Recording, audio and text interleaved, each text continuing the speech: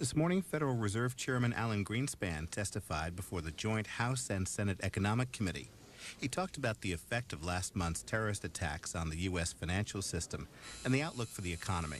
It's about an hour and 40 minutes.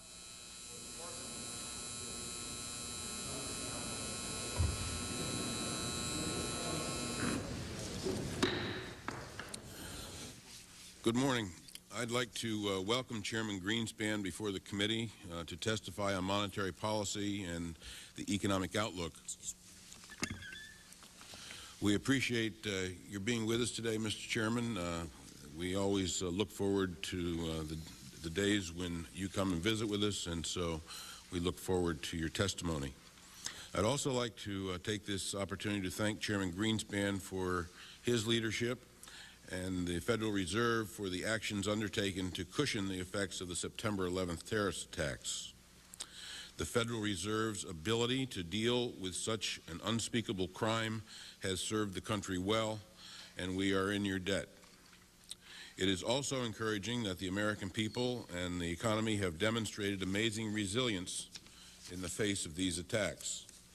Even before the events of September 11th, the available economic data indicated that the economic slowdown that began in the middle of 2000 continued. The rate of real GDP growth has slowed quite sharply since the second quarter of 2000, barely remaining positive in the second quarter of this year.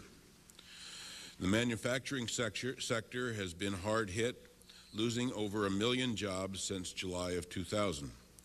Investment growth has fallen over the last several quarters, and corporate profits are weak. On the other hand, housing and consumer spending have held up fairly well. In addition, since last January, the Fed has reduced interest rates 9 times. Congress has lowered the tax drag on the economy, and energy prices are finally declining. Many economists expect these factors to lead to an economic rebound in the last half of 2001, but the attacks have led them to forecast a delay in the recovery. Financial markets and the economy have been disrupted by the terrorist attacks. These attacks have increased uncertainty and caused a widespread reevaluation of risk and security. Delays and higher shipping costs in air and ground transport, additional insurance costs, higher expenses for security personnel and equipment, fortification of buildings and facilities, and other measures will have the effect of imposing something like a, quote, security tax on an already vulnerable economy. This burden will undermine the economy and in the short run and could tend to adversely affect both productivity growth and the economy's potential growth rate. Although the precise amount of the extra burden imposed by these security costs is not known, it appears to be large and growing by the day. Over the last several weeks, the private sector economists have begun to consider this cost issue and the potential impact on an already weak economy. A logical policy response would be to offset those costs by relieving some of the tax burden on the private sector. Monetary policy has addressed the economic situation with an easing that began in January. The Fed's policy moves so far this year have certainly provided an economic stimulus, but the lags in monetary policy, as we all know, are long and variable. Given the lack of inflationary pressures, prudent action by the Federal Reserve could also contribute to improving the economic outlook. Again, Mr. Chairman, I want to welcome you, and at this point turn to the ranking member, Mr. Reid, Senator Reid, for any comments he may have. Thank you very much, Mr. Chairman. Thank you, Chairman Greenspan, for joining us this morning. Your presence here is a reassuring one, and we appreciate that you're here. And thank you, Chairman Saxon, for scheduling this hearing on a very critical topic, our economic outlook and appropriate policy responses. In light of the new fiscal realities we face, economic policy needs to be recalibrated. The key to achieving a rapid recovery is to bolster incomes, because when cash-strapped households cut their spending, business sales suffer, stifling investment. We need to complement existing monetary policy with an economic stimulus package, but one that has its maximum impact in the short run and does not undermine long-term fiscal discipline. Specifically, The stimulus package should be large enough to have an impact on a $10 trillion economy, up to about $100 billion, 1% of GDP, a figure which I believe you have supported, Chairman Greenspan. The bulk of the stimulus should be felt in the next 2 or 3 quarters when the economy is weak. More often than not, economic stimulus in the past has not been implemented until the economy was already recovering. The stimulus package should be designed to phase out rapidly so that the stimulus measures do not overheat the economy later in recovery. Thus, permanent tax cuts or new spending that spends out slowly are not attractive candidates, while safety net programs such as unemployment insurance, which are designed to be countercyclical, are attractive options. The stimulus package should maximize the amount of short-term economic activity created per dollar of outlays or revenue lost. For example, a tax cut for low or moderate income households who are likely to spend nearly all of the extra income is more effective as stimulus than a similarly sized tax cut for higher income households who are more likely to save a substantial portion of it. These principles are outlined in greater detail in a new report prepared by the Democratic staff of the Joint Economic Committee. The report, Economic Stimulus, Principles and Options, evaluates the leading proposals in light of their impacts on the economy and the degree to which they have a stimulative effect. And this report is available here in the room and also online at the website. Earlier this year, Chairman Greenspan, you spoke of the need to resist those policies that could readily resurrect the deficits of the past and the fiscal imbalances that followed in their wake. You also testified about the limit of tax cuts as effective tools to stimulate the economy. I would be interested in your thoughts on how the economic stimulus proposals before the House right now deal with these tenets. We have an important responsibility before us to undertake fiscal policies that will protect the most vulnerable in our economy while ensuring that we do not compromise our economic future. It is a challenge we can meet if we stick to policies which put people back to work and generate productive business investment. Again, thank you, Mr. Chairman, for your attendance today. Thank you very much, Senator Reid. Mr. Chairman, we're here to hear what you have to say, and we always, as I said before, value these opportunities, so we would like to hear from you at this time, so you may proceed. Well, thank you very much, Mr. Chairman. I very much appreciate this opportunity to appear before this committee to discuss recent developments in the United States economy. Despite the tragic events of September the 11th, the foundations of our free society remain sound, and I am confident that we will recover and prosper as we have in the past. But before the recovery process gets underway, stability will need to be restored to the American economy and to others around the world. Arguably, that stability was only barely becoming evident in the United States in the period immediately preceding the act of terrorism. Aggregate measures of production, employment, and business spending continued to be weak in August. Consumer spending, however, moved higher that month and appeared to be reasonably well maintained in the first part of September. Industry analysts suggest that motor vehicle sales were running close to August levels and chain store sales were only modestly lower.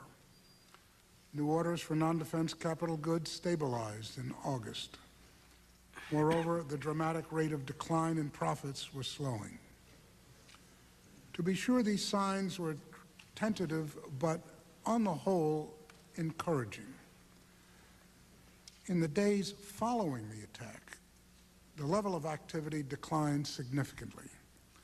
The shock was most evident in consumer markets as many potential purchasers stayed riveted to their televisions and away from shopping malls. Both motor vehicle sales and sales at major chain stores fell off noticeably. The airline and travel industries also suffered severe cutbacks. The unprecedented shutdown of American air travel and tightened border restrictions induced dramatic curtailments of production at some establishments with tight, just-in-time supply chain practices, most notably in the motor vehicle industry. As the initial shock began to wear off, economic activity recovered somewhat from the depressed levels that immediately followed the attacks, though the recovery has been uneven. Markedly increased incentives induced a sharp rebound in motor vehicle sales by the end of the month that has carried apparently undiminished into the first half of October. However, many retailers of other consumer goods report that sales have only partially retraced the steep drops that occurred in mid-September. Fortunately, air freight is largely back to normal. Overall airline passenger traffic, while above its mid-September lows, was still off considerably in early October from pre-attack levels. Similarly, the hospitality and entertainment industries have overcome some of their earlier difficulties, but continue to struggle. The effect on financial markets of the devastating attack on the World Trade Center was pronounced as telecommunications and trading capacities were severely impaired. But the markets are mostly functioning normally now, and as in the past, the infrastructure will be rapidly restored. For a brief time, the terrorist attacks markedly disrupted payments transfers, leaving those counting on receiving payments caught short. Those needs ultimately were met by the Federal Reserve, both through record lending at the discount window and through an extraordinary infusion of funds through open market operations. To facilitate the channeling of dollar liquidity to foreign financial institutions operating in the United States, 30-day currency swap lines were arranged with major central banks, again in record volumes. It was essential in such an environment to meet all appropriate demands for dollar liquidity. As repair of the financial markets and payment infrastructure proceeded apace, loans were repaid, open market operations could be scaled back, the unusual swap lines were allowed to expire, and the temporarily bloated balance sheet of the Federal Reserve largely returned to normal. But even as market functioning and liquidity flows were restored, the potential for heightened uncertainty to damp household and business spending for a time persisted. To cushion these effects, we have eased the stance of monetary policy appreciably since September 11th. We in the United States have assumed ourselves to be fairly well insulated from terrorism, or at most, subject to limited and sporadic episodes similar to those previously observed on a number of occasions in Europe. We have been aware of the possibility for losses on a much greater scale, but I suspect that those possibilities were deemed so remote that they were never seriously incorporated into most conventional assessments of economic risk. The shock of the tragedies at the World Trade Center and the Pentagon has reshaped those assessments of risk and required an abrupt realignment of prices in many markets to reflect the expected costs of operating in what we now recognize as a more hostile world. These circumstances pose a difficult challenge for business decision-making, not so much because the costs are inordinately large, but because the events, which have potentially substantial consequences, are so uncertain.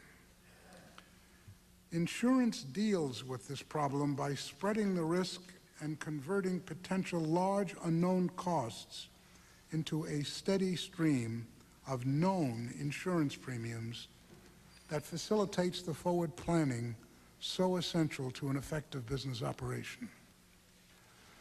Obviously, sharp increases in insurance premiums for all forms of businesses are to be expected. Some higher insurance costs, in effect, will be borne implicitly rather than explicitly as firms choose to self-insure, at least in part, rather than lay off all of this risk in the marketplace. These higher insurance costs, both explicit and implicit, endeavor to anticipate future losses. But in addition, they cover the physical capital and labor resources businesses will be required to devote to enhanced security and to increased redundancies as protection against interruption of supplies or production. For example, the degree of comfort businesses have in allowing inventories to shrink to minimal levels in a just-in-time supply chain is lessened. In this regard, increased security threats not pooled through insurance have exactly the opposite effect on productivity than that which is gained by an improvement in information technology. In addition to the loss of human life and capital assets, these are important collateral costs associated with the new threats that we now face. The pronounced rise in uncertainty also has damped consumer spending and capital investment. Households and businesses confronted with heightened uncertainty have pulled back from the marketplace, though that withdrawal has been partial and presumably temporary. The very great economic uncertainties that have arisen in the current environment have also, at least temporarily, resulted in a widening of bond spreads on high-yield instruments. Markets across our economy will adjust to the altered perceptions of risk that we now confront. Critical to that adjustment process is the behavior of consumers and business people. Behavior is difficult to predict in circumstances such as those we have experienced in the past 5 weeks. But judging from history, human beings have demonstrated a remarkable capacity to adapt to extraordinarily adverse circumstances. And I expect the same adaptability to become evident in the present situation.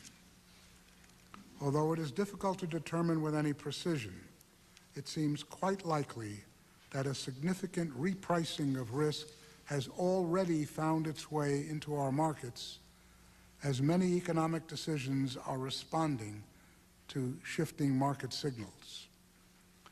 But these adjustments in prices and in the associated allocation of resources, when complete, represent one-time level adjustments without necessary implications for our longer-term growth prospects. Indeed, the exploitation of available networking and other information technologies was only partially completed when the cyclical retrenchment of the past year began. High-tech equipment investment at elevated rates of return will most likely resume once very high uncertainty premiums recede to more normal levels. The level of productivity will presumably undergo a one-time downward adjustment as our economy responds to higher levels of perceived risk. But once the adjustment is completed, productivity growth should resume at rates in excess of those that prevailed in the quarter century preceding 1995. It is worth noting that increased production to enhance security will be counted in measured output without contributing to our standards of living, as was the case during our military buildup of the Cold War. Our productivity measures have always endeavored to capture increased productive efficiency, not increased well-being. We are, in effect, currently using part of our increase in efficiency to supply increased security. Of course, given the heightened risks we face, these investments in security are doubtless quite sound. In any event, such costs are likely to fall short of the costs we incurred for security during the height of the Cold War. Nobody has the capacity to fathom fully how the effects of the tragedy of September 11th will play out in our economy. But in the weeks ahead, as the initial shock continues to wear off, we should be able to better gauge how the ongoing dynamics of these events are shaping the immediate economic outlook. For the longer term, prospects for ongoing rapid technological advance and associated faster productivity growth are scarcely diminished.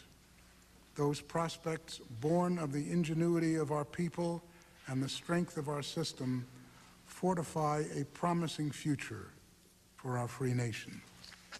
Thank you very much, Mr. Chairman. I look forward to your questions and those of the committee. Mr. Chairman, thank you very much for sharing those thoughts with us. Let me just take care of a couple of housekeeping measures. Senator Reid has indicated that the Senate is having an important security briefing sometime in the next 10 minutes or so. So if some of the senators disappear, we'll understand why. I'd also like to ask unanimous consent that Congressman Don Sherwood be permitted to sit on the panel, as he's not a member of the Joint Economic Committee, without objection. Thank you.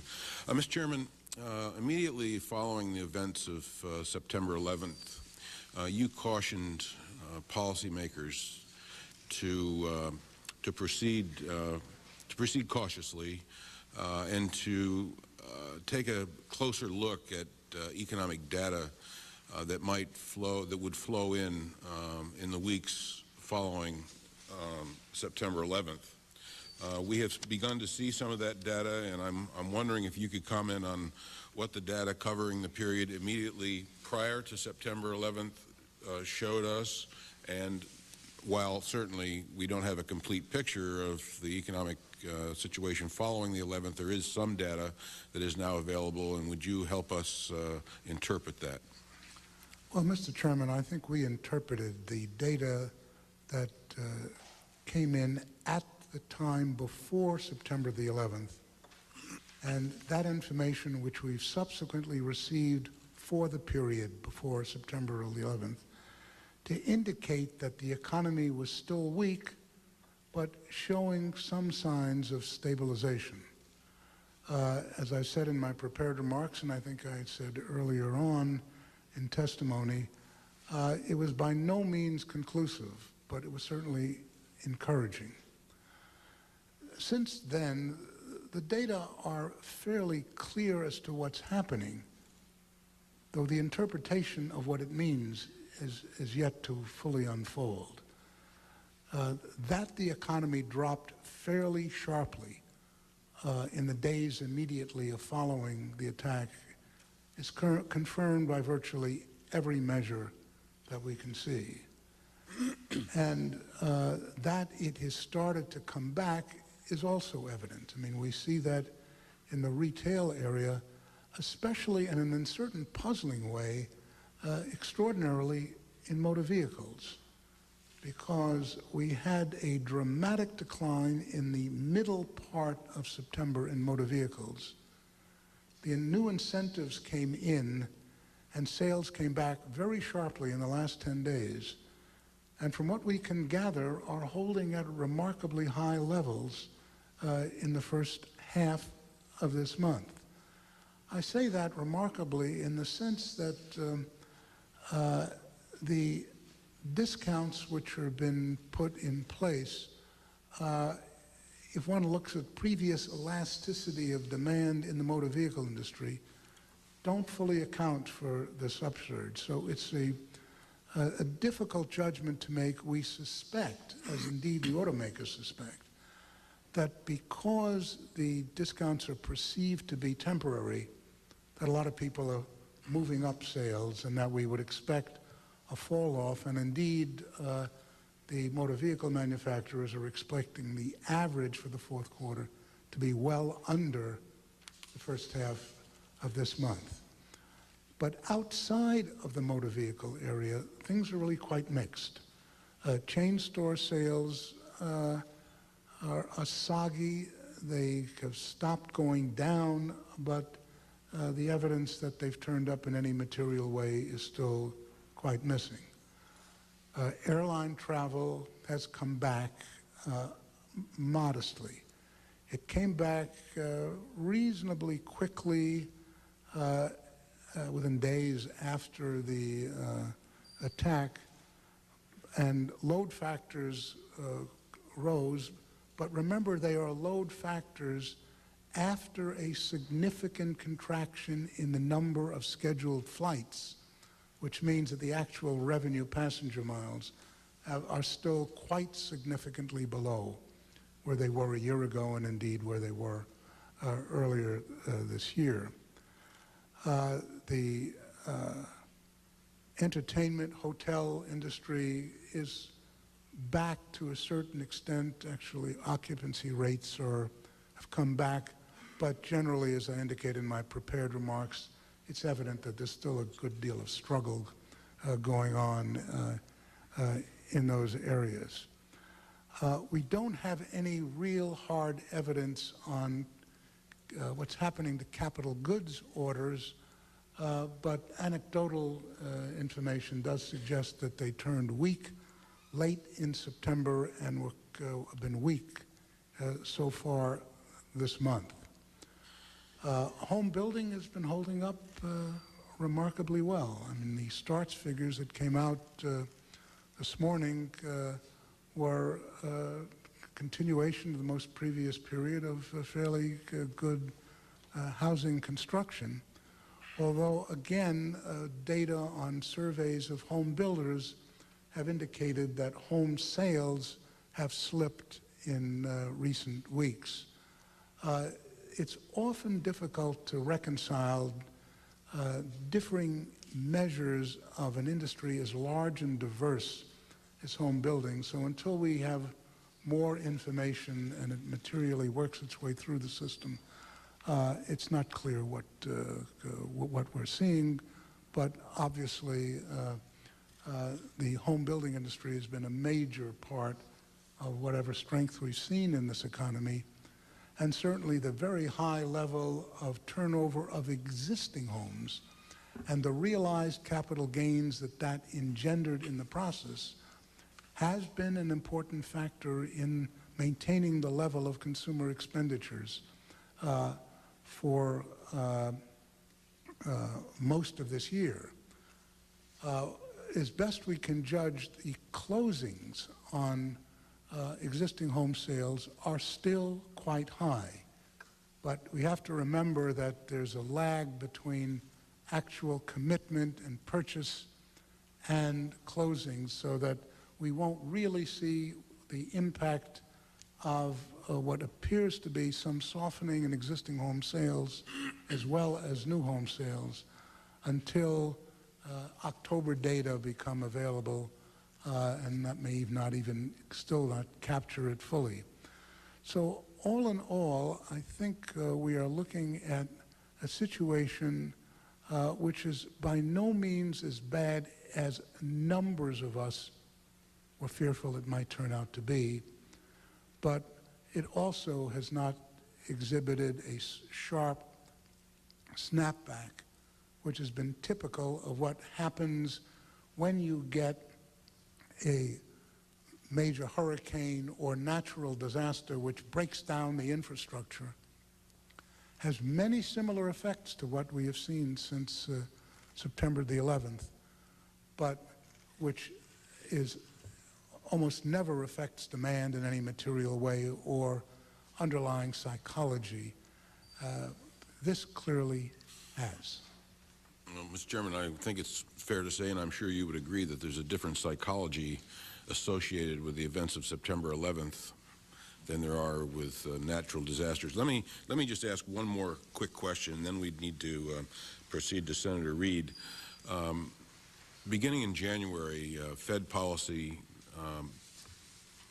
changed in that interest rates, Fed funds were reduced, and in the succeeding months there have been 9 reductions totaling 400 basis points, moving the rate from 6.5% to 2.5%. We know from past experience that there is a lag time in the economic benefit that we get from lowering interest rates, or the economic effect, I should say, from lowering interest rates. Can you venture any opinion as to when we might begin to see, or have we already begun to see, the effects of recent Fed policy? Mr. Chairman, as best we can judge, we have been seeing a considerable amount of impact from the monetary policy decisions we have taken in the financial markets. You could see them in how it's impacting the term structure of rates, how it's affecting yield spreads, and how it's affecting the degree of liquidity in the system. And all of that is behaving as one would generally expect. There is a distinction between looking at how effective Federal Reserve policy is and what's happening to the economy. My own judgment is that the impact is probably at least partially responsible for the fact that after a very sharp decline very late last year, the economy, for all practical purposes, has been remarkably flat. And as I put it in earlier testimony, despite the fact of this extraordinarily significant wealth effect contraction late last year, the economy, taking all of the tremendous pressures on it, has nonetheless remained standing.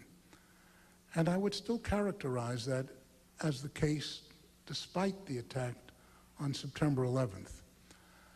I don't know to what extent there remains significant amounts of impacts in the pipeline which will work their way through. I mean, those are very difficult judgments to make.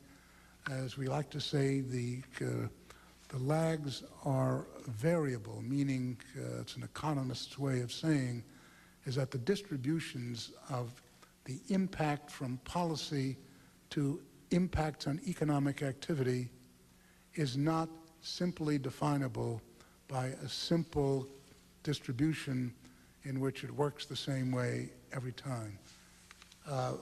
All I can say to you is that as best I can judge, the policy has had a significant impact to date. How much further impact and when it happens and in what form, I think still remains to be seen. Well, thank you, Mr. Chairman. I'm hopeful that the Fed will remain open to future rate reductions, particularly if this situation persists. And I know that it's unfair to ask you to comment on that subject, and so I won't, but it is certainly my opinion that what you have done in the past has been particularly effective, and we're hopeful that that policy will continue. Senator Reid. Thank you very much. Thank you, Mr. Chairman.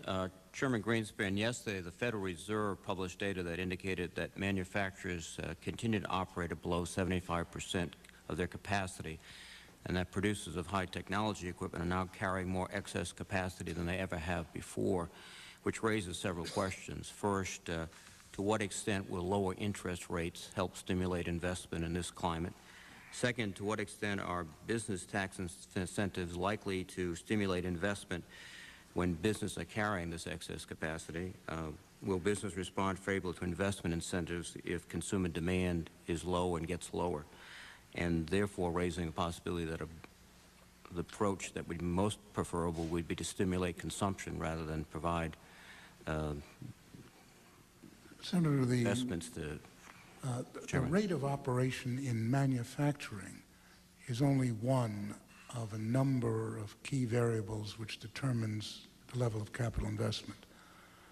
To a very substantial extent, investment is determined at the plant level by plant managers who perceive that a certain piece of equipment will enhance the profitability of that operation independently of what's happening elsewhere in the world. In other words, there are significant amounts of capital investment which are made for cost reduction purposes and which are essentially unrelated to the level of output or the rate of operations. And as a consequence of that, we often see fairly significant investment emerging in periods when the rate of operation is quite low. It is, however, very substantially of a cost-saving type, and I think that's the type of outlay which is likely to come back as this economy eventually stabilizes. You're quite correct in saying that until demand changes, the propensity to expand facilities, new plants, greater expanse of output is likely to be muted. But that's a typical pattern that we run into, but should not in any way dissuade us from endeavoring to produce incentives for capital investment, because even though investment is falling, and may indeed still be falling for all we know because of the attack, it is just as important to slow the rate of decline of that investment as to enhance consumer expenditure growth, because arithmetically, obviously, it doesn't matter whether you're slowing one rate of decline or you're raising something else. My own impression is that it's in the investment area where the greatest sensitivity for fiscal stimulus lies. Mr. Chairman, the income tax cut that was recently passed in the context of the present situation has raised two polar recommendations. Some would argue that we pay for the short-run stimulus gradually over the decades ahead by freezing parts of the tax cut, while others suggest that we accelerate parts of the tax cut that would otherwise not kick in until 2004 or 2006. Could you comment upon these polar views of the world? Let me just say in general, Senator, that our economy is extraordinarily complex, and our understanding of exactly how it works is changing all the time, because the economy itself is changing all the time. And as a consequence of that, the models we develop in order to endeavor to capture the economic impact of fiscal policy differences are not all that robust. I think we know certain things in general, but I'm disinclined to get involved in too much in the details, because I don't think we know as much as we need to know, at least not. I don't feel comfortable, with the exception of a few types of issues where I think the evidence tells you that certain things have worked in the past, like temporary expensing has clearly worked in the past. A temporary investment tax credit has worked in the past. I might add that neither one of those have any long-term value so far as productivity is concerned, since they merely move capital investment up from what it otherwise would have been, and indeed in the process do create some degree of uncertainty.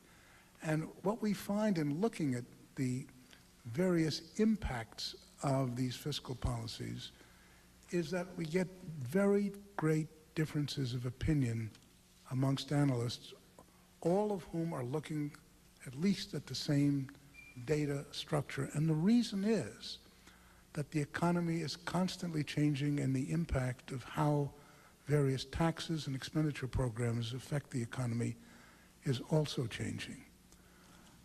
That's the reason why there have been significant differences on even interpreting how the previous rebates impacted on the economy to date.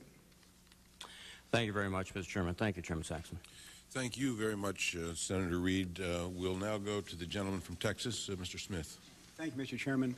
Chairman Greenspan, the high-tech sector is generally considered to be one of the driving forces of the economy. And I'm wondering what we could do to help the high-tech industry get back on its feet.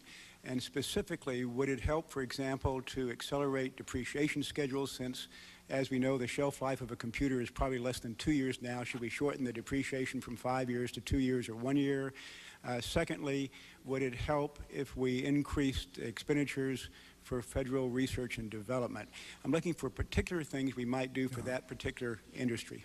You know, I understand the question, and I'm saying that what we know about a lot of this is less than we hope, that we sometimes portray. There's a degree of exactitude in some of these analyses. I noticed, for example, that Congressional Budget Office, OMB, ourselves, We all come up with estimates of the impact, which has got 4 digits to the right of the decimal point. We know that can't be right. Certainly the issue of moving towards expensing, I think, is helpful in this regard.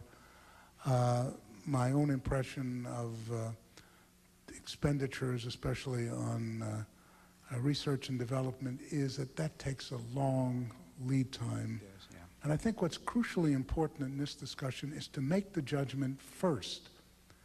Are you embarking on a tax policy whose purpose is to basically move production from the future to the present?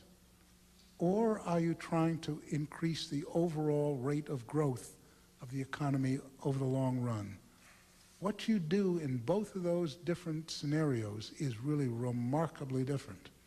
And I think that once the decision is made that what you're looking at is stimulus, it takes a lot of the other issues of productivity, long-term growth,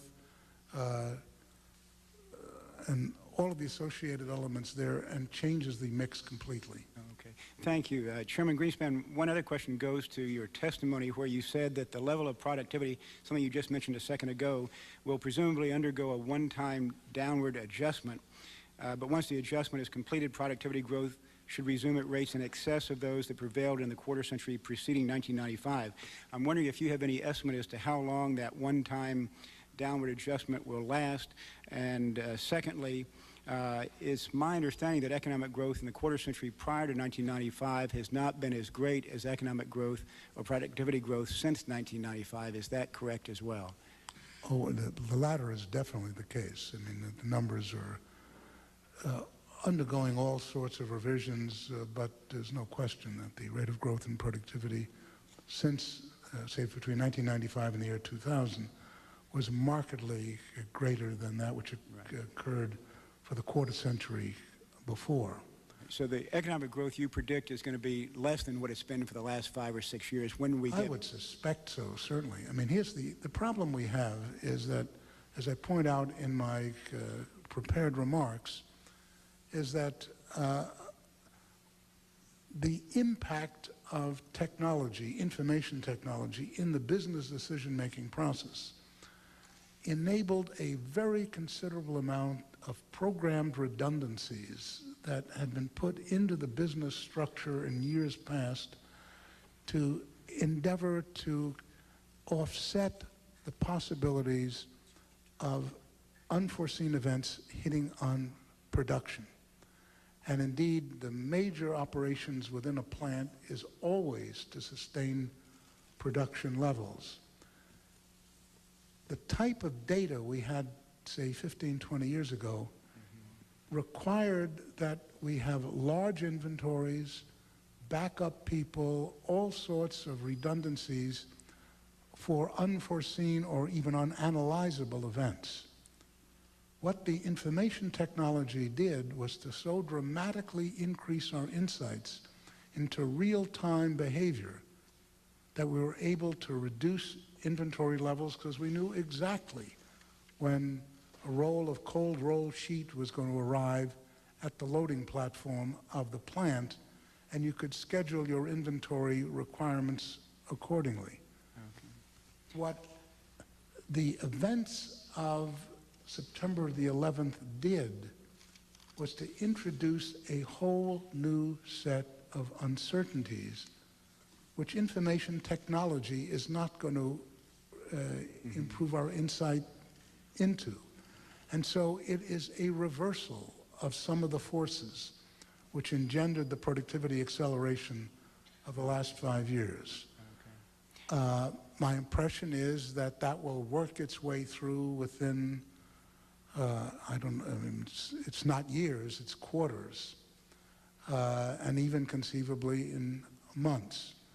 But it does reverse part of what we've succeeded in doing. My own impression is it's a partial, but by no means full reversal. And after that adjustment takes place, the fact that we have only partially exploited all of the networking and other forms of technology advancement suggests that once the very high level of uncertainty that now grips everybody is reduced, the perception of above normal rates of return out there for a lot of this type of equipment is going to create a continuation of the degree of networking and advancing that has had such a material effect on productivity in this country. Okay. Thank you, Chairman Greenspan. Thank you, Mr. Chairman. Thank you, Mr. Smith, very much. Mr. Watt, we'll turn to you now for your questions. Thank you, Mr. Chairman. This obviously is a very, very important subject, but there's also a very important briefing going on in the Senate that Senator Reid and Senator Bingaman had to go to. So what I'd like to do, Mr. Chairman, with your permission, is defer to the senator from New Jersey and let him go so that I can expedite his getting to the briefing also. I'd be pleased to recognize at this point Senator Corzine. Thank you, Mr. Congressman Watt, for that courtesy. Mr. Chairman, first of all, I'd like to congratulate the Fed and its, I think, remarkably adept handling of the post-crisis response, the liquidity provision, and the return to effective operation of markets and movement of commerce that's underpinned by our financial system. I think you've all done, once again, a remarkable job, and I'm complimentary of that. I also think the effort to move rates lower to stimulate, no matter how uncertain that connection is to economic activity, I think has been a very important ingredient in not only the recovery that we were looking for prior to September 11th, but absolutely necessary afterwards. I have several questions, though, that go to really my concern that we live in a world of uncertainty, and the risk of economic recession and its deepening seem to me to be asymmetrically large relative to a overheating and rapid recovery, particularly in a world where additional shocks are of at least some probability. You talked about a snapback that was different than we see in natural disaster circumstances. I wonder how vulnerable you think our economy is to additional shocks, maybe not of the same dimension, and shouldn't we build in insurance policies in our thinking with regard to stimulus programs that do allow for concern about that? We certainly have threats of that we live with each day. And I'd love to hear your comments in that area. And then maybe even more importantly, or at least as importantly, you made a statement which I completely concur with. Investment is where we get our greatest stimulus, but there is a reality to private sector investment and public sector investment, and whether you believe that investment in public security, public health, public transportation, public infrastructure has some of the same ingredients of improving productivity in our economy with long tails, long beyond after the period of time when the investment is made, to improving economic growth. Certainly, at least casual economic thinkers might say that the public highway programs that we put in the 50s ended up having tremendous impact in the long run and productivity capacity of our economy. And shouldn't we, or well, I guess I'm opining as opposed to questioning, but shouldn't we be thinking about, as we put together a short-run stimulus program, tying that to long-run productivity in the economy by staying away from pork, but involving ourselves in some of those things that might have long tails to them in productivity elements? Senator, with respect to your first question, as you know as well as anybody, and I'm sure more than most. When you're in the marketplace, the adjustment process suggests that the changes that occur in risk premiums as a consequence of a major alteration, as we've indeed had on the outlook, partially insulates you against lesser types of events, which prior to, say, September 11th could have had some really considerably adverse impact. So that there is a discounting and expectation that we will have other events occurring. Clearly, we don't know the extent to which the markets have discounted or what level that discounting has occurred, and we probably will not know until we actually see, if at all, a new type of event emerges. But people, as I said, adjust. I mean, systems are remarkably flexible, and as you know, our economy and our financial systems have become quite flexible over the last 5-10 years. And that flexibility, in turn, has enabled us to absorb shocks which I don't think we could have very readily absorbed in decades past. So I think we start off at a reasonably good base, but I certainly concur in your concerns that the overall bias to the outlook is clearly biased towards economic weakness, as we have stated innumerable times in our particular post-meeting statements of the Federal Open Market Committee.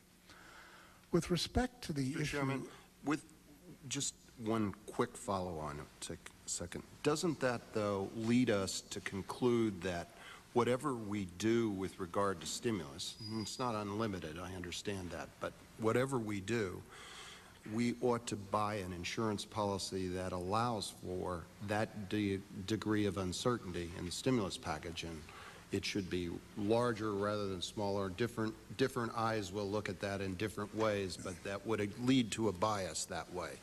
Well, Senator, I would emphasize that we have to distinguish, as I've noted before, between gross stimulus and net stimulus. We have been, as I indicated earlier, aware of the extent to which the continued extraction of home equity, both as a consequence of the turnover of homes and largely through home equity loans and cash outs, have been a major contributor to the level of consumer spending. And that those extractions in turn have been a function of the level of interest rates, mainly 30-year fixed-rate mortgage rates, which, as you know, have come down quite appreciably. One concern that we have to keep in mind is that any stimulus package which augments long-term interest rates will, of necessity, create a lesser degree of expenditure in the households. And the consequence of that is that in any evaluation we make, we have to subtract whatever expectation we perceive would occur as a result of heightened long-term rates from whatever gross stimulus there is.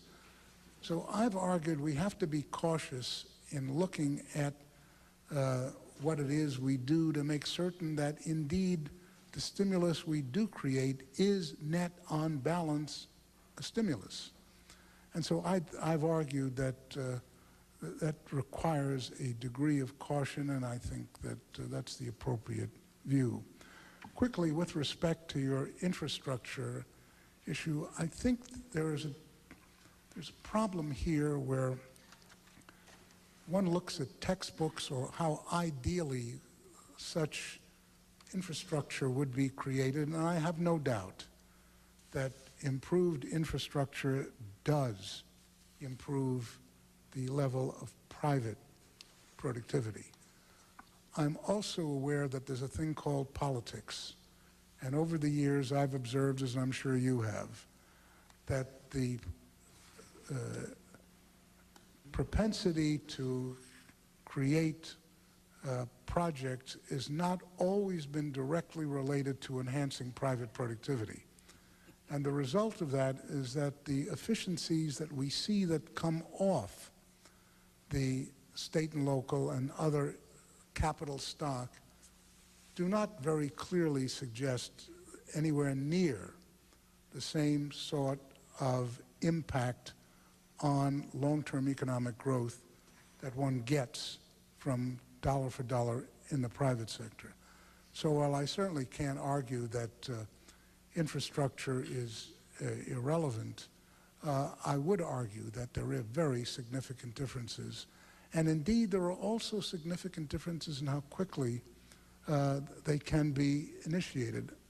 I know we go through, or have gone through over the years, endeavors to shorten the lead time of a highway project or a public building or something of that nature. And I think history suggests we didn't very readily succeed, that those lead times are still very long, and that we find out that the argument that most economists make that public projects tend to be pro-cyclical rather than counter-cyclical still, in my judgment, seem to be confirmed by the evidence. Thank you, Senator. Thank you. Gentlelady, Ms. Dunn. Thank you very much, Mr. Chairman. Welcome, Mr. Chairman. Thank you. I want to follow along the lines that Senator Corzine began and ask you a couple of questions on the stimulus package. I know you have reviewed it. There are a lot of controversial elements in the stimulus package, and in your comments you said that we have to determine what our goal is, whether it's an immediate stimulus or long-term growth. I'm very interested in pro-growth tax relief. I think the corporate AMT is an example of that, and also the reduction in the capital gains tax. But I guess I would ask you a question. If you did take politics out of it, and you gave your own opinion and drew up a plan, is there anything missing from the stimulus package, or will you change it in any way so that we could do an overlay of what would be good for long-term growth as well as what would enter the economy very swiftly? Congresswoman, I think that these turn out at the end of the day to actually be quite different sorts of goals. If you're asking me how I would construct a growth package, as I've testified before the Ways and Means Committee, this committee, and a series of other committees of the House and Senate over the years, is I've always thought that eliminating the capital gains tax would be a very helpful addition to getting a more efficient capital stock in the economy. I have also been inclined to see increasing desire to eliminate the double taxation of dividends, and have even played with the notion of significantly expanding subchapter S corporation limits to effectively do that, at least for small business or larger small businesses. Those, however, do not, in my judgment, have any real short-term impact. They project over a longer period, and I think are important factors. And were I constructing longer-term growth packages, I've testified in the past, that's the direction I would go. But I would scarcely consider them as short-term stimulus, because the evidence, as best I could read it, with all the caveats I made about how, I've said previously about how difficult it is to get real good figures on these impacts, there's very little evidence to suggest that you get a bang for the buck type of impact in those particular types of projects. So I mean, I don't deny you can combine these. I'm just basically saying they really do quite different things. And in my judgment, I think we ought to be clear on what it is we're endeavoring to do. Do you fear that by lowering the capital gains rate, we are going to impact the stock market? I would not, at this stage, worry about how you impact the stock market, pro or con. That's going to happen no matter what you do. The focus should be on the economy, and if it's good for the economy, either in the long run or the short run, depending on what your policy is, in my judgment, that's what I think ought to be the determining factor. Let me ask you another question on consumer confidence, since we know it's very important. I have found it an unsubstantial measurement of the economy, but it's interesting how it's stayed with us so long, since a year ago. And I'm wondering if there's anything that we could be doing now to increase consumer confidence. If you had your druthers, what would you see coming out of our piece of how we affect the economy, or what should we be concerned about and be careful about? My answer would be somewhat similar to my view about whether you focus on the stock market or you focus on the economy. I think that it's important for policy to focus on real events.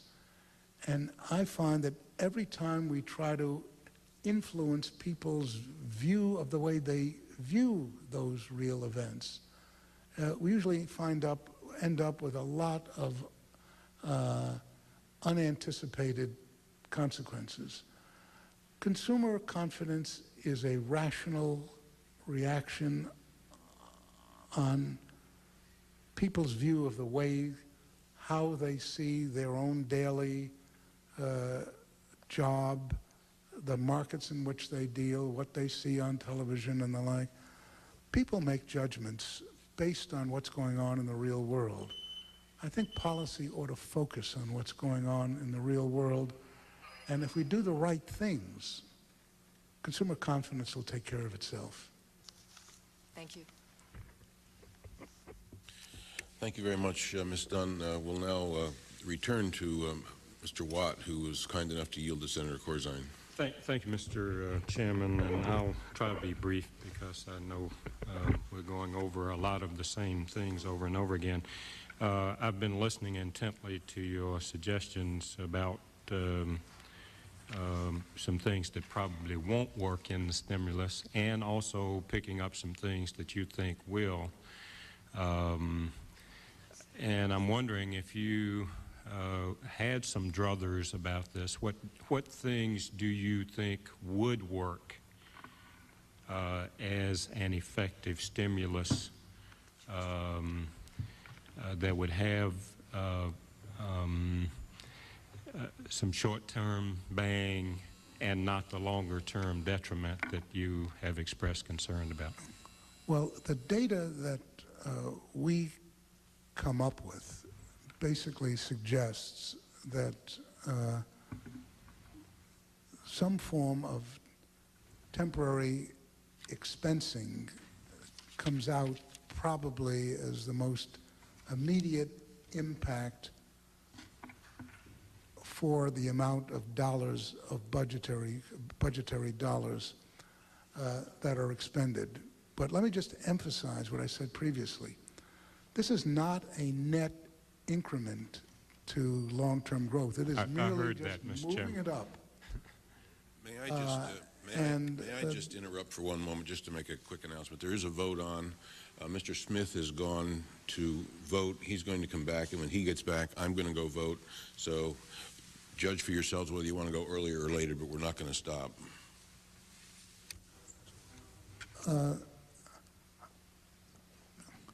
I don't know enough about some of the various different versions, nor does our analysis give us hard conclusions. The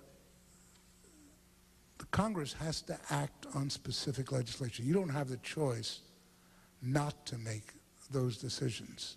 That's why I'm asking you. I'm not asking you to comment on any particular package. I'm asking you what you think will work.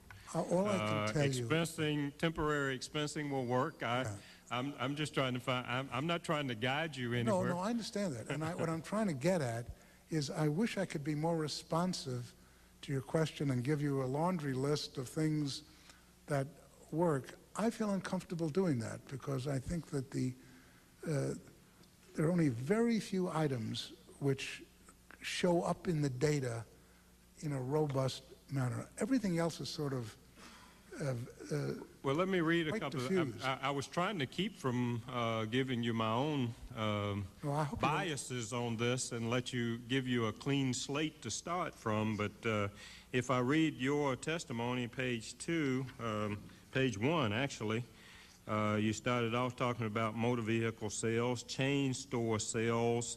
Those are consumer-oriented things. Would you think that something that put some emphasis in the stimulus package on consumer demand would be important? The data do show that people tend to spend a share of whatever tax cuts they get. It depends, however, very critically on whether they perceive them to be permanent changes in their after-tax income or a one-shot effect. And what is most interesting about the most recent rebates is that there were differences of opinion amongst economists as to how that would be viewed. And in retrospect, it turns out that from whatever surveys we've been able to see, people spent a relatively small part of those tax cuts, but they did spend some. And there's no question that if you reduce individual income taxes, you will get some impact on consumer markets. What is unclear, however, is how much. I think I'll yield back, Mr. Chairman. I'm not getting very far here. Thank you, Mr. I Watt. try to be as vague as I could, Congressman. I understand. I appreciate your vagueness. Okay. We are all struggling with this and not doing very well at coming up with specific proposals internally, although I guess I should conclude by saying it's hard to stimulate production unless you have some demand for the production that's being stimulated. So I've always been kind of a supporter of the trickle-up theory rather than the trickle-down theory. So, but my colleagues here have heard me say that before. So, Thank you very much, Mr. Watt, and we too appreciate your questions. Mr. Putnam. Thank you, Mr. Chairman, and welcome Chairman Greenspan as the low man on the totem pole who's going to be around to feel the impacts of some of these things for the long term. Let me shift gears, if I may, to the macro. We are currently running approximately a $52 billion unified budget surplus. What are your thoughts on the short-term and long-term implications of the federal government going back into a deficit situation before the end of this quarter? I think that you have to distinguish the immediate short-term problems which confront us and which are quite difficult and require different things than we would want to have accomplished over the longer run. But we still have out there very significant demographic shifts that are in the process of occurring as the baby boomers retire and as the ratio of retirees to workers goes up quite appreciably as we get into the next decade and beyond. And what that requires is that we engender a higher level of investment in the economy in order to produce a level of goods out there which will take care of both the retirees, who are much larger in number, and yet enable the working part of our society to gain increased real wages from gains in productivity. So that we need that higher level of investment to engender the productivity, which implies we need a higher level of national savings to finance it. And that suggests that the very large drains on private savings that the federal government was involved with for so many decades, prior to the surpluses as they arose. That's not helpful at all. We're going to need as much private savings as we can get, and even some public savings is not bad if we cannot get it in the private sector. But going to government deficits is clearly something which, over the longer run, we should endeavor to avoid as best we can because of the changing commitments and demographics that are out 8, 10, 12 years from now. Will there be a short-term impact to the markets should that deficit spending occur this quarter, or has that already been factored into the climate? Treasury publishes a daily Treasury statement which gives you a reasonably good shot at what's happening to the surplus or deficit on a unified budget account almost on a daily basis. And I can assure you that everybody who is involved in the markets read those data very closely so that they know what's going on. It's not something which is going to fool them or come up as a big surprise. There are in many respects just as good analysts of the U.S. budget in the private sector as there are in the government, in the administration, or in CBO. I have no doubt about that. Much of your optimism in your prepared remarks about future returns to productivity were based upon the productivity of the information technology sector. Are there other sectors of the economy that you are equally optimistic about productivity gains in that would contribute to a rapid recovery? Well, Congressman, I think we're dealing with a very different type of economy than we had 30, 40 years ago. We have moved towards a globalization, which essentially means that the degree of specialization that we've all embarked upon is not only enhanced in our domestic economy, but the ever-increasing interaction we have in a global context has created a higher degree of productivity amongst all of our trading partners, including ourselves especially. So I think that we've got to be aware of the huge demands that our demographics are going to impose on us and look for innovative ways of getting higher degrees of productivity to finance that. And one way is to continue the degree of globalization, opening up markets, opening up trade, opening up the movement of people across national boundaries. And indeed, as I've argued many occasions in the past, to have a reasonable immigration policy in this country, which would go along with that.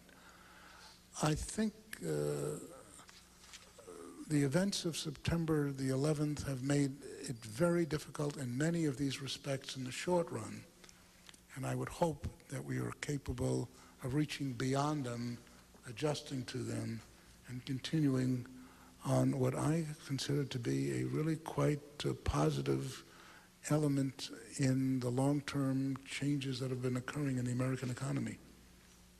Thank you very much, Mr. Chairman. Thank you, Mr. Putnam. The gentleman from Pennsylvania, Mr. English, is recognized for his questions. Thank you, Mr. Chairman. And I want to thank you, Mr. Chairman, for coming before us to testify at such a critical time. In your testimony, you focus on the need to restore stability to the American economy. And I'm delighted to see you particularly focus some of your remarks on the problems in the insurance sector. May I ask, in your view, given the actuarial difficulties that that writers of insurance policies are currently experiencing, is there a necessary and appropriate role for the federal government in the area of reinsurance in policies that that would cover terrorism in public? Congressman, I think so. And I think so for a very important reason, which relates to the nature of markets. A free, open market is one in which you have voluntary exchange to mutual advantage. And the notion of hostile activities is wholly detrimental to the functioning of that type of environment, because part of an expansionary economy is one in which people are making commitments, are reaching out, taking risks. And what hostile environments do is induce people to withdraw, to disengage, to pull back. So it's quite conceivable that you could get a level of general hostility that would make viable market functioning very difficult. And in that regard, one can look towards the police power of the state as a means by which you try to extract or subdue that violence to allow markets to function. So I can conceive of situations in which the insurance requirements of, say, terroristic attacks are so large that the premiums that would be required to effectively enable a private insurance company to insure against all of those risks and still get a rate of return on their capital. I can conceive of situations where those premiums would be so large as to inhibit people from actually taking out that insurance. And therefore, you're led to what is a very unusual conclusion that the viability of free markets may, on occasion, when you are dealing with a degree of violence, require that the costs of insurance are basically reinsured by the taxpayer, as indeed they are, for example, in Great Britain and in Israel and in other countries which have run into problems quite similar to ours. So even though I recognize that there are very significant difficulties in reconciling free markets and government reinsurance, in this very unusual circumstance, they are indeed compatible. I appreciate that guidance, and I think that is a sound and wonderful analysis. Further on that point, will security costs, in your view, hinder productivity increases significantly over the long term? And on the other hand, is it possible that a public-private drive to enhance network security could actually promote growth in America's technology sector? I don't know enough to answer that question. It's a very interesting issue. I don't think we know enough to make a judgment. Well, that's, Mr. Chairman, if I've stumped you, then I feel I've really made my day.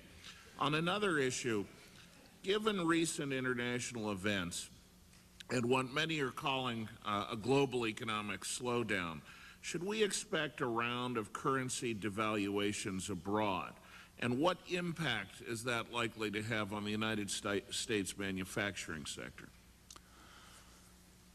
I don't think so, Congressman, because remember that exchange rates are bilateral. They really represent an evaluation of the currency of one country versus another, and if we're all being impacted equally, as we are effectively by the events of September the 11th, that in and of itself should not have a material impact. And indeed, currencies have been one of the very few stable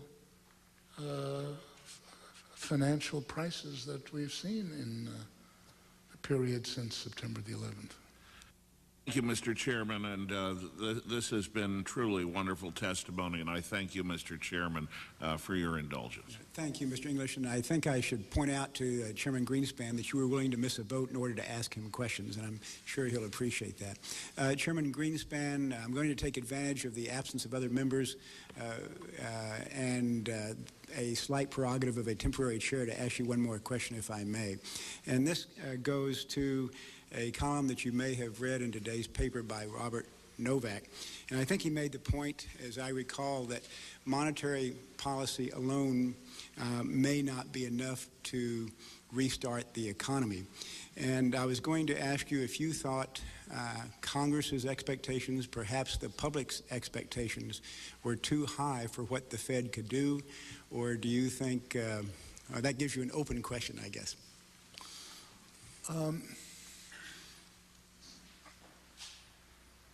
I think it's important to put in general perspective what policy in general can do. There is a view out there, Congressman, that fiscal and monetary policy can prevent any recession from occurring. And I find that very puzzling because the implication obviously is that the only recessions that we get are as a consequence of the failure of policy, because if policy never failed, then presumably we would never have a recession. But that runs into a very difficult statistical problem. Prior to 1913, there was no central bank. And prior to 1913, let's just say World War I, to generalize it, I don't think the word fiscal policy had any meaning to anybody. And so for all practical purposes, for the period from, let's say, 1835, when the Second Bank of the United States went out of business, and First World War, there was effectively no economic policy to speak of in this country. But we had an awful lot of recessions, and something else must have been causing them. And what was obviously causing them is, in fact, what is the major problem today. Human psychology is a remarkably unchangeable phenomenon. As you go from one generation to the next, we tend to overextend and contract, and what fiscal and monetary policy can do is to ameliorate that process. But the presumption that we have the capability of eliminating that, I think, presumes that we have greater control over how human beings think and how they behave than indeed is clearly the case. So I would always argue that monetary policy is effective. Fiscal policy under certain conditions is effective, but under no conditions would I ever argue that perfect monetary and fiscal policy will eliminate the business cycle. It will not. Thank you, Chairman Greenspan. I wanted to follow up on a question I asked you a few minutes ago during the first round, and that was in reference to your testimony this morning about a one-time downward adjustment. Did I understand you to say earlier that you expected that downward adjustment to only last a few months, or do you feel that it will last longer than that? Well, I think the question is that markets are now adjusting to the fact that we need more redundancies in the system. That is, you need more backup facilities. There is greater risk of events which we can no longer effectively assume away. And the consequence of that is you have an elevated level of input without changing output, and so that you get a one-shot adjustment. Whether that occurs in months or over several quarters, I think it's very difficult to say. It clearly occurs over a time frame. But it is, as I point out in my prepared remarks, exactly the reverse of what we gained from the advent of information technology capabilities, which to a major extent improved our ability to make decisions on a real-time basis with real-time information, which means that you had a lesser requirement for redundancies than in the past. So I didn't mean to imply that it'll be over in 2 months or something like that, but it is not a period of 3 years. Understand. Thank you, Chairman. One last question, and this goes to the economic stimulus package that you've been asked about several times today.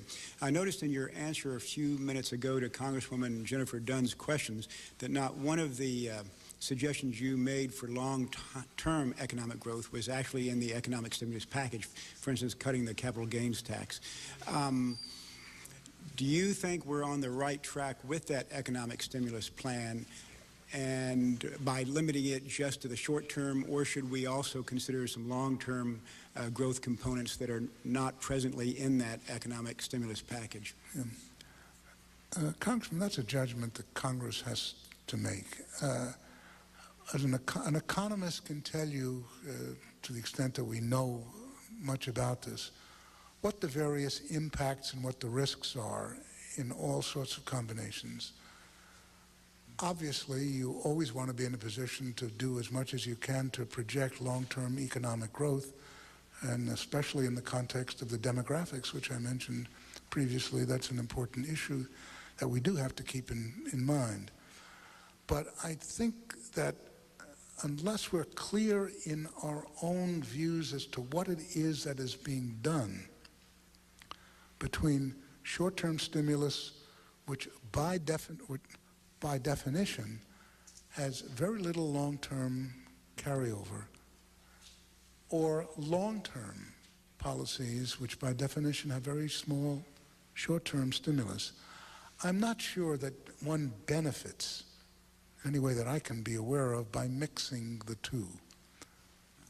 So but that's what I'm saying. But that's a policy judgment which the Congress has got to make. I mean, one can argue, there are arguments against what I just said, and they can make those arguments. One can say that it's better to have a mixture of both, and that may be right. But I say, if you do that, be very clear that is indeed exactly what you're doing. Thank you, Chairman Greenspan. I don't have any additional questions. I don't see any other members present.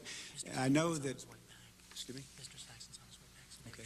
I know that the Chairman Saxton, is on his way back from the House floor, and I hope you'll be able to wait a couple of minutes for him to be able to thank you in person for appearing today. And I hate to stall, but I do expect him to walk in the door any minute. Let me just ask finally, Chairman Greenspan, if you have anything else you'd like to add to what you've already said that you think will be useful for members of Congress to know. I think I've made the major points that I thought would be useful. Okay. Let me see if we have any other questions. Hold on for a second. Have you already asked questions? Or? No, I haven't. Okay. Can we just go to recess, Mr. Chairman? As soon as she is able to sit down, the gentlewoman from California will be recognized for her questions. New York. I'm sorry, the gentlewoman from New York will be recognized for her questions. I'm from the great city and state of New York, and I'm delighted to welcome another New Yorker and to thank him very much for his leadership during this crisis. And I'd like to start with a New York question. The insurance support program that Congress and the President have talked about, if you could comment on it. We're seeing a credit contraction that's going on that may worsen if that challenge is not addressed. Secondly, in your comments today and yesterday, the Federal Reserve published data that indicated that production is way down, that manufacturers are operating at below 75% of their capacity, and that producers of high-tech equipment are now carrying more excess capacity than ever before. And so I'd like to ask really a three-part question in response to that, in response to some of the things you said today. With so much excess capacity, how effective are lower interest rates in stimulating investment in this environment? And would it be stimulative to reduce taxes on business capital investment at a time of such excess capacity, or to do what you were talking about before, the temporary expensing when we have such excess capacity. And thirdly, you mentioned that you had looked at the results of some of the tax cuts and that people spend a share of the taxes that they get. But there is one proposed tax cut that I can assure you that everyone will spend every single cent, and that is the rebate for the lowest income people. They'll spend it because they need to spend it. Would that in any way stimulate and help the economy? And I'd like to end with a New York question. Every time the mayor speaks nationally, Mayor Giuliani, he responds to really the outpouring of support from across this country. And he says, if you want to help New York, come to New York, spend money, go to our restaurants, invest in our city, help us get back on our feet. And when you talk to the industry leaders, whether it's Broadway, they've closed 11 total shows, but those that are open, they say people aren't buying long-term tickets. They're coming from New Yorkers that are reacting patriotically, or someone gives a grant that lets a whole group of people that are helping go. Many of restaurants, they're closing or they have gone to half price. And would a stimulus of a rebate or a tax deduction for going to New York and spending money help not only in New York but around the country? If you look at the two industries that are hurt the most, it's our airlines and it's our tourism. The president has said go to Disneyland. Would not a rebate or a deduction offered to families to do such, would that not help stimulate? And I might add also, I feel that in New York, families, individuals are feeling tremendous pressure, tension, sadness, and possibly a stimulus or a support for them to spend time with their families in something that is enjoyable might help not only the financial but the mental health of the country at this point.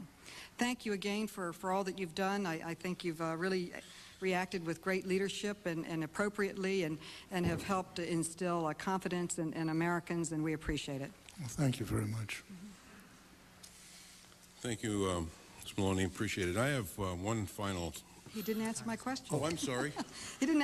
I gave him 5, and he hasn't even answered one of them. So, and 3 of them were New York specific. Okay, let me. I just walked in. I thought you were having an exchange with the chairman. No. I'm sorry. As you know, I was born in New York and lived there for a very long period of my life. And the one thing that characterizes that city is a sense, rightly or wrongly, that everything that is sort of advanced and wonderful with respect to new technologies, new entertainment, the highest level of civilization, the best chefs, everything, we always thought that that was quintessential New York, and that anyone else who could put a baseball team on the field that could beat the New York Yankees deserved a little praise, but not much. What has happened, and I think you pointed it out, Congresswoman, there has been a subdued sense in the city. And until that subdued sense unwinds and we get back to some of the spirit that I experienced all of my life, until that comes back, we will have a subdued city. But it's not going to stay that way for long. New Yorkers don't know how to be subdued. And it's one of the problems which I think sort of puts us in a conflict with a lot of other of our colleagues around the country. But what I thought was utterly remarkable is the support that the city got from the rest of this nation. And in that sense, I was both proud to be a native New Yorker and proud to be an American. But you didn't answer my question on the insurance support program that has affecting credit credentials. I did in part answer that earlier. Oh, you did? Let me just say, though, very briefly, I think that the type of program that the administration is coming up with seems to me in the right ballpark. It's coming at an issue which is inherently a very difficult one for a free market economy. And I'll read the transcript. We were running back and forth and voting, but also the rebate for the lowest income residents, would that help our economy? I didn't want to comment very specifically on a lot of the different elements that are involved in various different packages. All I would say to you is that what evidence we have suggests that while it is certainly the case that we are operating at a low operating rate and that capital investment would seemingly not be stimulated by that, it is true that expansion of new facilities is doubtless retarded by the fact that the operating rates are low. But a goodly part of capital investment is cost saving. And cost saving, especially in this type of environment, is actually created by incentives, and that we could have a significant amount of capital investment, which would be important, even though it is not of the capacity expanding type. As far as the level of economic activity is concerned, there's really no difference between whether or not you're building a new plant or you're putting in a piece of equipment which reduces your costs. And I think the latter would be where most of the improvements in investment are likely to take place. You spoke strongly for the temporary expensing, but when production is so low, when people aren't buying, how does the temporary expensing? Because they are endeavoring to reduce their costs. Just reduce the costs. And the reduction of costs is a particularly important issue when indeed demand is low. That's really all you can do to improve your profitability, and that's what people tend to do. Thank you very much. Mr. Chairman, we've been through all of the members on the committee today, and you have responded very well. Thank you very much to our questions. We appreciate that very much. We're going to have another vote here in a few minutes. And so rather than to move forward with another round of questions, I think we'll just say thank you, and we'll go get our voting done. And your optimism in terms of us returning to normal and the fading impact, we hope, of the incidents of September 11th, that's good news to us and to the American people. And so we thank you for bringing your message here to share with us today, and we look forward to seeing you again in the future. Thank you very much, Mr. Chairman. The hearing is adjourned.